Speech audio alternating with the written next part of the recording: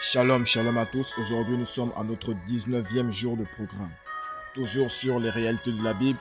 Aujourd'hui, comme thème, nous allons parler de créer pour de bonnes œuvres. Créer pour de bonnes œuvres. Nous lisons Éphésiens chapitre 2, verset 10.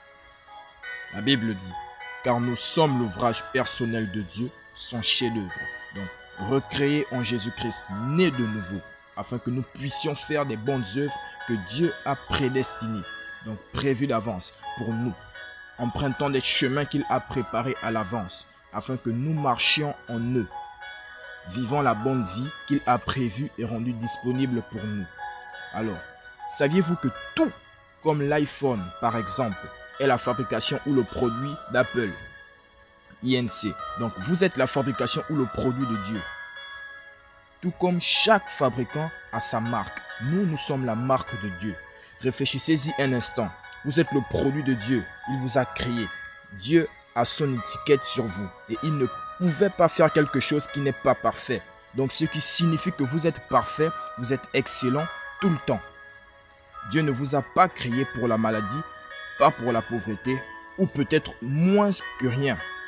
Au contraire, il vous a façonné pour de bonnes œuvres. Et vivre la bonne vie. Lisez à nouveau notre verset principal. Donc, car nous sommes l'ouvrage personnel de Dieu, son chef-d'œuvre, recréé en Jésus-Christ, né de nouveau. Afin que nous puissions faire ces bonnes œuvres que Dieu a prédestinées, donc prévues à l'avance. Pour nous, en empruntant des chemins qu'il a préparés à l'avance. Afin que nous y marchions, vivons la bonne vie qu'il a prévue et rendue disponible pour nous.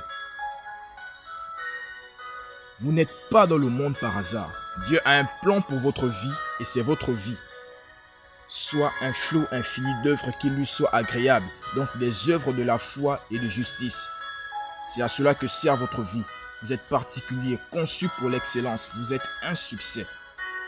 Par conséquent, dans votre voisinage, à la maison, au travail, à l'école, partout où vous êtes, partout où vous vous trouvez, manifestez la gloire de Dieu, prêchez l'évangile avec assurance, guérissez les malades, chassez les démons, purifiez les lépreux et ressuscitez les morts. Vous êtes le porteur et le rayonnement de sa gloire aujourd'hui, l'icône de sa justice et le distributeur de sa sagesse et de ses grâces multiples. Que Dieu vous bénisse. Alors nous allons passer immédiatement à cette prière de confession. Vous allez juste répéter après moi de là où vous vous trouvez.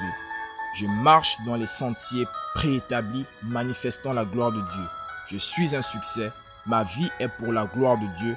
Et je produis et exprime sa justice dans tout ce que je fais, lui étant agréable en toutes choses, au nom de Jésus. Amen.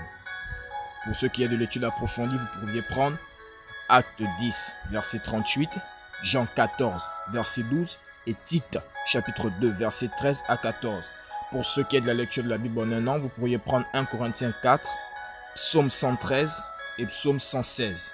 Et en 2 ans, Philippiens 4, verset 14 à 23 et Jérémie chapitre 4. Shalom à tous, que Dieu vous bénisse.